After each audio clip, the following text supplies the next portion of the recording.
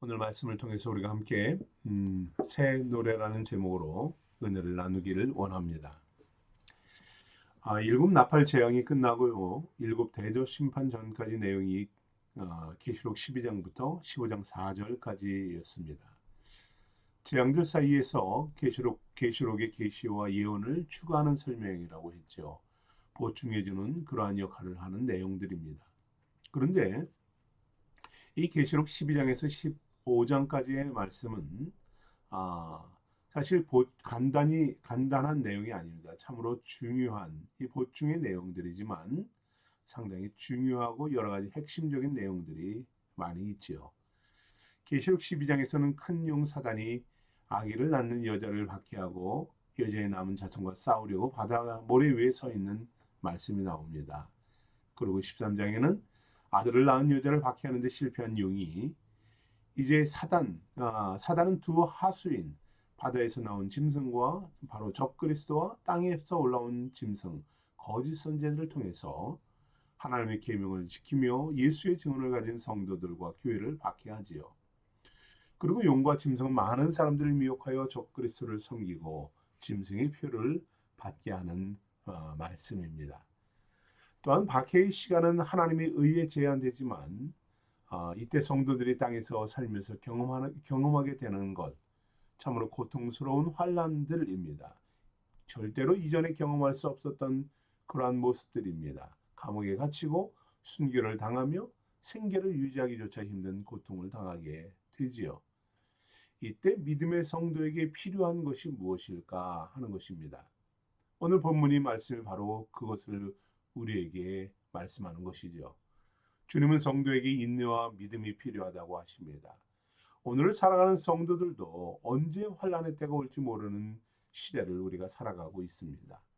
오늘 우리는 바로 믿음과 인내로 말씀과 기도로 든든히 서야 하는 것입니다.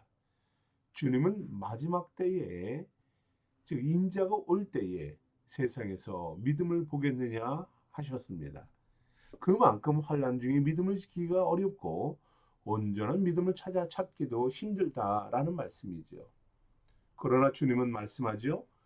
믿는 자는 영생을 얻었다는 말씀처럼 성도는 어떠한 때에도 말씀의 믿음으로 핍박을 견딜 수 있는 인내로 무장되어야 하는 것입니다. 그렇습니다. 비록 성도들이 사단과 짐승에 의해 고난을 당하지만 우리 주님은 오늘 본문의 계시록 14장에서 말씀하듯이 인내하고 믿음을 지키는 성도가 승리한다라고 선언합니다. 오늘 본문은 크게 두 가지 내용을 우리에게 소개해 주고 있습니다. 먼저는 1절에서 5절에 어린 양과 어린 양을 따르는 성도들의 승리를 말씀합니다. 어린 양은 시온산에서 14만 4천 명과 함께 서 계십니다. 그들의 이마에는 어린 양과 하나님의 이름이 써 있지요. 계시록에서 14만 4천 명은 무엇을 의미하는가? 이것은 매우 난해한 문제입니다. 다양한 해석들이 나오고 또 거기에 논쟁들이 나와요. 과연 그들은 누구일까? 이것이 많은 궁금증을 갖게 되지요. 이것으로 인해서 여러분 사실 이 계시록의 해석이 완전히 뒤바뀝니다. 그래서 이것이 누구인가는 그만큼 중요하죠. 그리고 종말의 때에 이들은 어떤 삶을 살고 어떤 사역을 할 것인가입니다. 계시록 7장에서 14만 4천 명이 처음 언급이 됩니다. 그리고 14장에서 다시 등장을 하는데요. 7장에서는 이스라엘 각 지파의 수로 이야기합니다. 각 지파에서 12,000명씩 뽑힌 사람들로 이마에 하나님의 인을 맞은 사람들의 수가 14만 4천 명이에요. 그런데 14장은 이마에 하나님의 인침은 같습니다. 그런데 이 14만 4천 명은 7장과는 다르게 하나님의 종들로 어린 양에 속한 자들로 등장을 합니다. 그들은 누구일까? 먼저 오늘 본문은 7장과 다르게 이들의 모습을 아주 디테일하게 소개해주고 있어요. 이들의 자격 조건에 대해서 저는 8가지로 생각을 해봅니다. 먼저 이마에 어린 양의 이름과 하나님의 이름이 적힌 사람들이에요.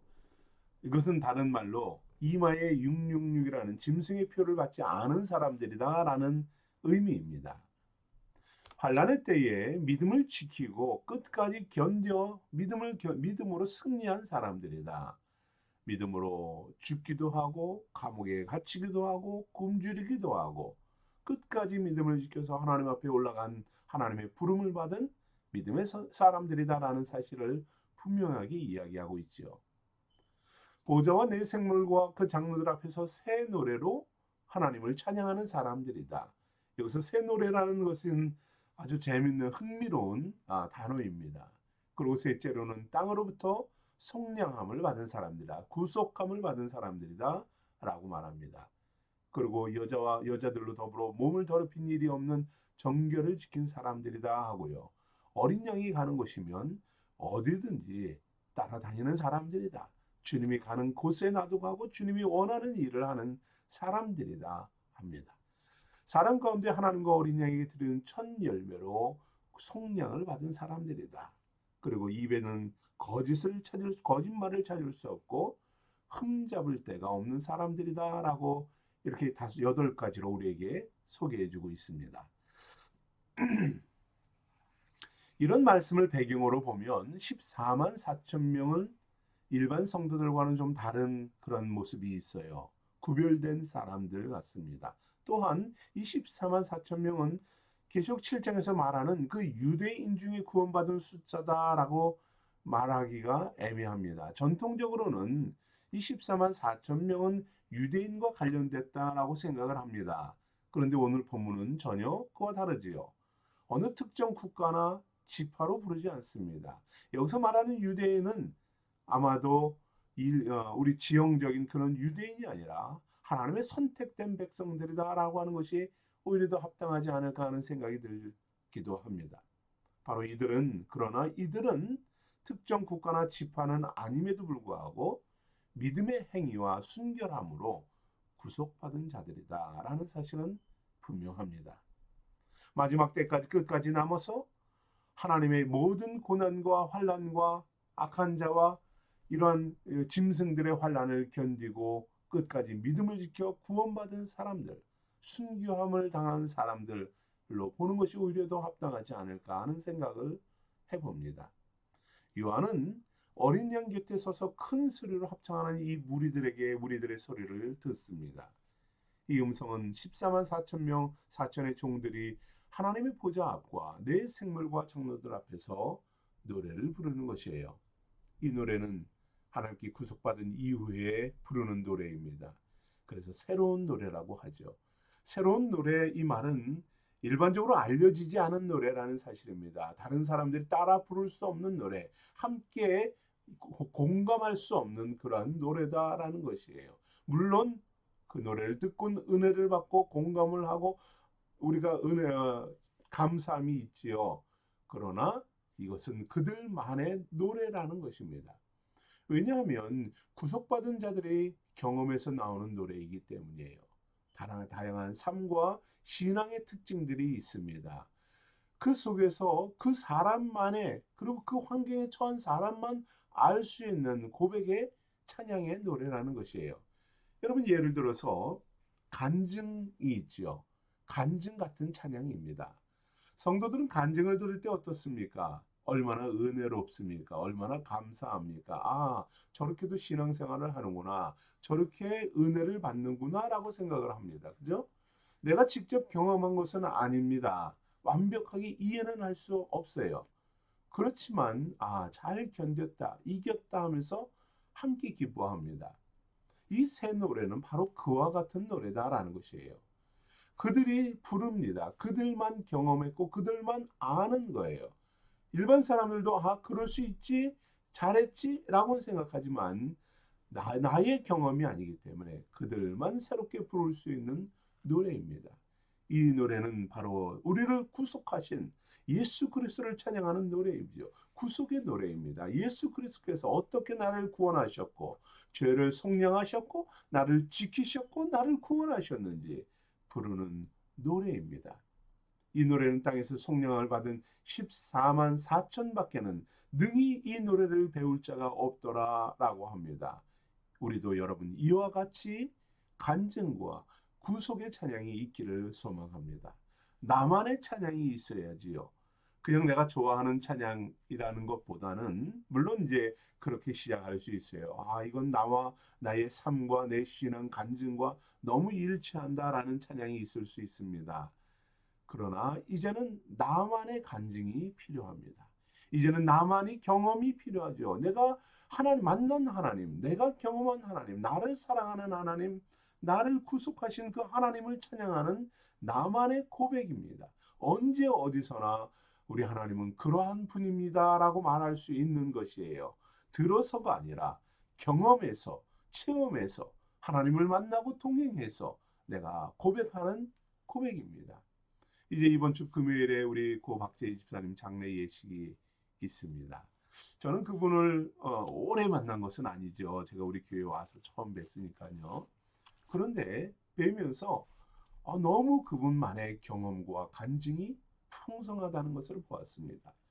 얼마나 그가 하나님을 향한 고백과 간증이 넘치는지요. 그 얘기를 듣고 또 그분의 삶을 나눌 때에 참 많은 은혜가 되었습니다. 저는 모르죠. 아, 그렇기도 하구나. 그럴 경험도 있겠구나. 이런 일도, 이런 은혜도 있겠구나라는 것은 알지만, 그러나 그분이 될 수는 없으니 모를 수 있습니다. 그것이 간증이고요.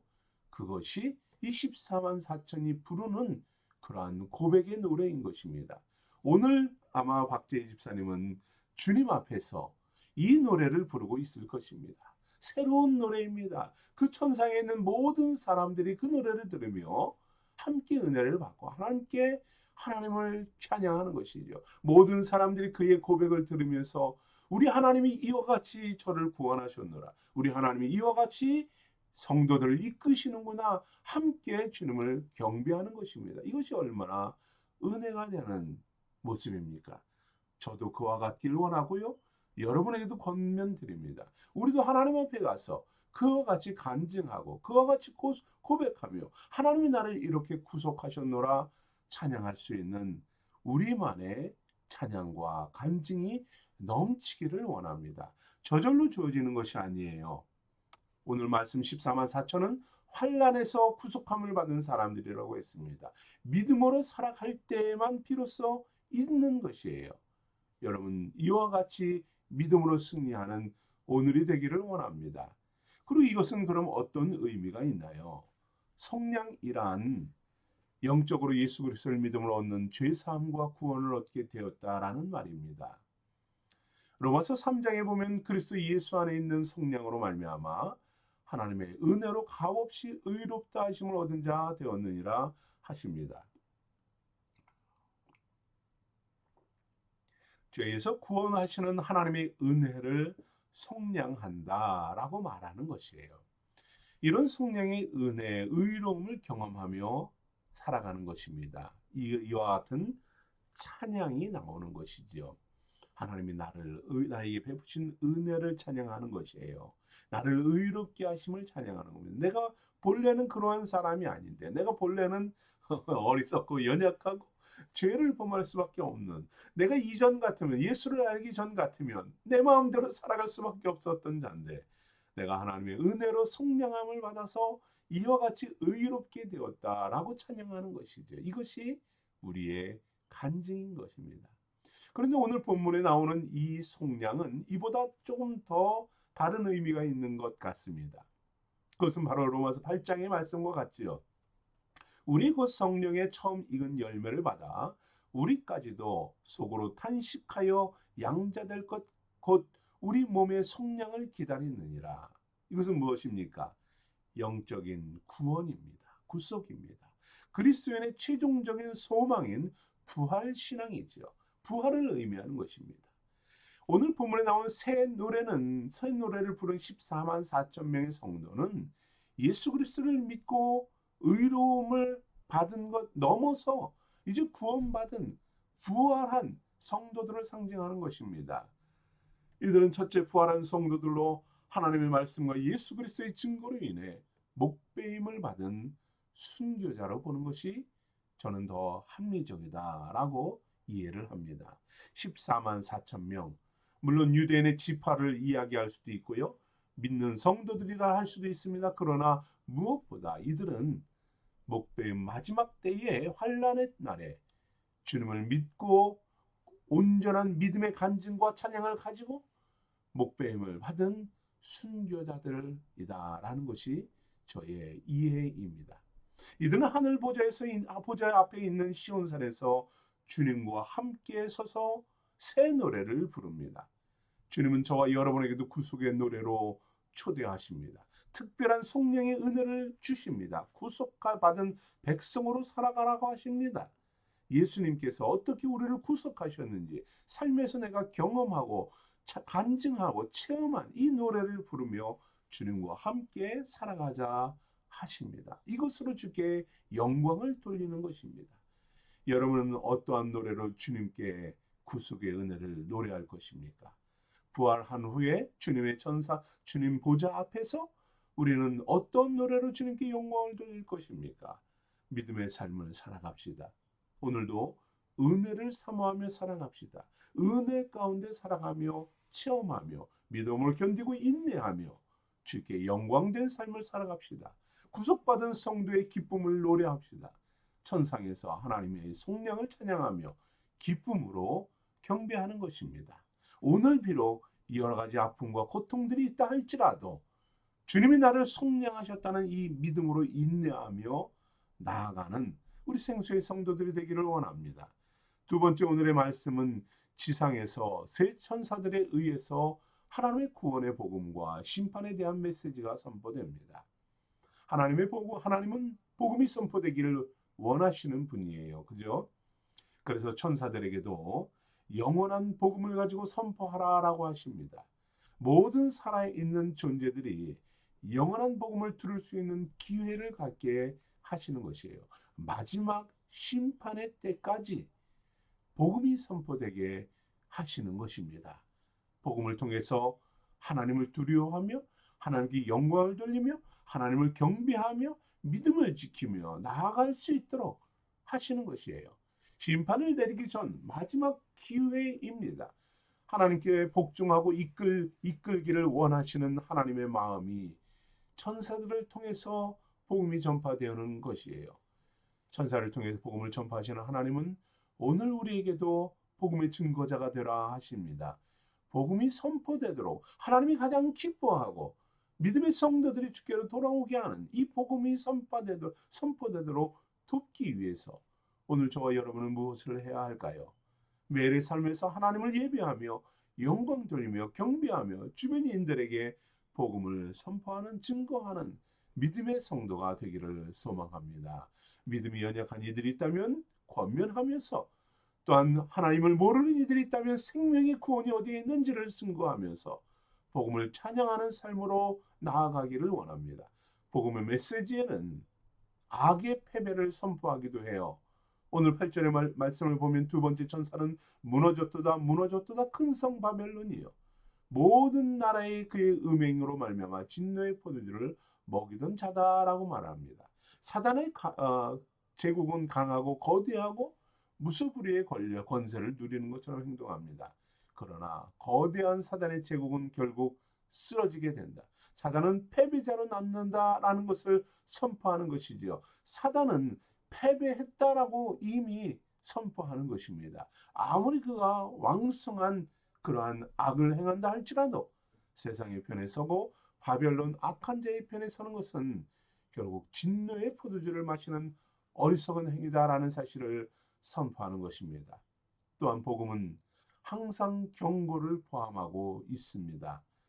오늘 셋째 천사는 이렇게 말씀합니다. 두 짐승과 그들이 만든 우상에게 절하고 짐승이 준 표를 받는 이들에게 심판이 있음을 경고합니다.